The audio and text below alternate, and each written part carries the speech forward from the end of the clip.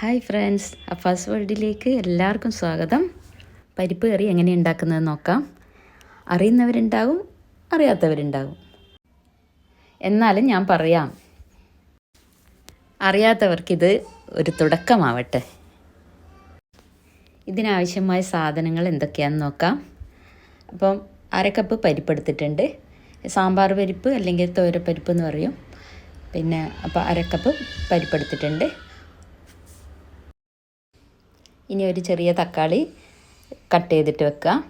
പിന്നെ ഒരു കുഞ്ഞ് സവാള അല്ലെങ്കിൽ ഒരു ഹാഫ് മതിയാവും. ഒരു കഷ്ണം ഇഞ്ചിയും കൂടി ചതച്ച് വെക്കുക. 7 പച്ചമുളകും എടുത്തിട്ടുണ്ട്. പിന്നെ 1 കപ്പ് തേങ്ങയും അരപ്പിനേക്ക് ആവശ്യമായിട്ട് ഒരു പകുതി സവാളയും എടുക്കുക. സവാളക്ക് പകരം നമുക്കെല്ലാം കുഞ്ഞുള്ളി എടുക്കുന്നതും കുറച്ചും കൂടെ നല്ലതാണ്.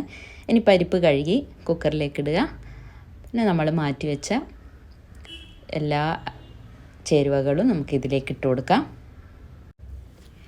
ഈ പരിപ്പ് കറി നമുക്ക് ചോറിനായാലും ദോശക്കായാലും ചപ്പാത്തിക്കായാലും എല്ലാം വളരെ അടിപൊളിയായിട്ടുള്ള പരിപ്പ് കറിയാണ്.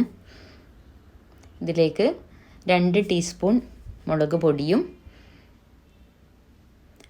ഒരു 1/2 ടീസ്പൂൺ മഞ്ഞൾപ്പൊടിയും ഇനി ആവശ്യത്തിനുള്ള ഉപ്പും കൂടെ ചേർത്ത് കൊടുക്കാം. ഉപ്പ് ഞാൻ കല്ലുപ്പ് തന്നെയാണ് ഇട്ട് കൊടുത്തിട്ടുള്ളത് കേട്ടോ. ഇനി ഇതെല്ലാം നന്നായിട്ടൊന്ന് ഇളക്കിയിട്ട് നമുക്ക് അടച്ച് വെച്ച് വേവിക്കാം. 3 വിസിലാകുമ്പോൾ നമുക്ക് ഓഫ് ചെയ്ത് വെക്കാം. ഈ അരക്കാനുള്ള തേങ്ങയിൽ ഞാൻ 1 ടേബിൾ സ്പൂൺ ചോറ് ഇട്ട് കൊടുക്കുന്നുണ്ട്.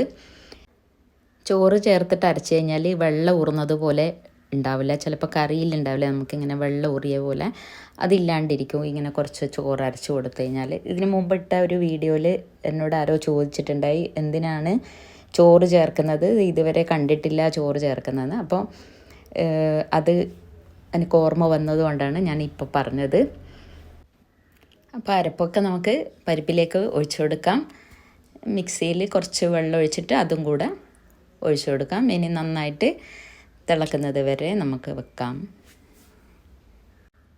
പെട്ടെന്ന് റെഡിയായി കിട്ടാൻ വേണ്ടിയിട്ടാണ് കുക്കറിലിട്ട് കറി ഉണ്ടാക്കിയത്. ഇനി മൺചട്ടി നിങ്ങളുടെ കയ്യിലുണ്ടെങ്കിൽ മൺചട്ടിയിൽ തന്നെയാണ് കറി ഉണ്ടാക്കിയാൽ വളരെ ടേസ്റ്റാണ്. ഇനി നമുക്കിതിലേക്ക് കുറച്ചും കൂടെ കറിവേപ്പില ഇട്ട് കൊടുക്കാം. കറിവേപ്പില ഇട്ടതിന് ശേഷം ഒന്നുകൂടെ തിളച്ച് ഇനി ഇത് ഓഫ് ചെയ്ത് മാറ്റി വെക്കാം. ഞാനൊരു മൺചട്ടിയിലേക്ക് ഈ കറീനെ മാറ്റി വെക്കുന്നുണ്ട് കേട്ടോ.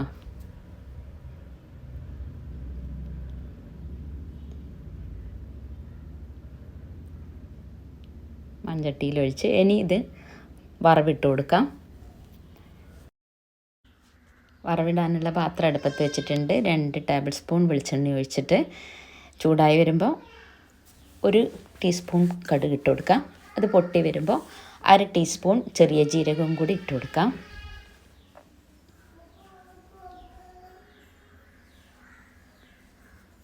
ഇനി ഇതിലേക്ക് 3 വറ്റൽമുളക് ഇട്ട് കൊടുക്കാം. ഇനി കുറച്ച് കറിവേപ്പിലയും കൂടി ഇട്ട് കൊടുക്കാം.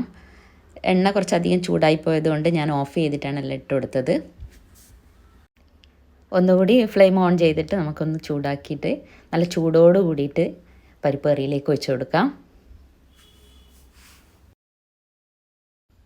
അപ്പോൾ അടിപൊളി പരിപ്പ് കറി റെഡി ആയിട്ടുണ്ട് കേട്ടോ. ഇതുപോലെ റെഡിയാക്കാത്തവർ ഒന്ന് ട്രൈ ചെയ്ത് നോക്കാം. തുടക്കക്കാരെല്ലാം ആദ്യമായിട്ട് വെക്കുകയാണെങ്കിൽ ഇതുപോലെ ഒന്ന് ചെയ്ത് നോക്കുക. എന്നിട്ട് ലൈക്ക് ചെയ്യുക, ഷെയർ ചെയ്യുക, കമൻറ്റ് ചെയ്യുക. അപ്പോൾ എൻ്റെ ഈ വീഡിയോ നിങ്ങൾക്കെല്ലാം ഇഷ്ടമായിട്ടുണ്ടാകുമെന്ന് വിചാരിക്കട്ടെ. നല്ല ചൂടോട് കൂടിയിട്ട് തന്നെ ചോറിലൊഴിച്ചിട്ട് ഇത് കഴിക്കുമ്പോൾ നല്ല ടേസ്റ്റാണ്. ഒരു പപ്പടം മാത്രം ഉണ്ടായാൽ മതി, വേറെ ഒന്നും വേണമെന്നില്ല. നല്ല അടിപൊളി ടേസ്റ്റ് തന്നെയാണ്. ഇനി പെട്ടെന്ന് വേറെ ഒന്നും റെഡിയാക്കാൻ പറ്റിയിട്ടില്ല എന്നുണ്ടെങ്കിൽ ഇതുപോലെ ചപ്പാത്തിക്കും പിന്നെ ദോശക്കെല്ലാം ഈ ഒരു കറി തന്നെ മതിയാവും. പിന്നെ നെയ്ച്ചോറിനും നല്ല സൂപ്പറാണ്. അപ്പോൾ എൻ്റെ ഈ വീഡിയോ ഞാനിവിടെ അവസാനിപ്പിക്കുന്നു. എല്ലാവർക്കും ടാറ്റാ.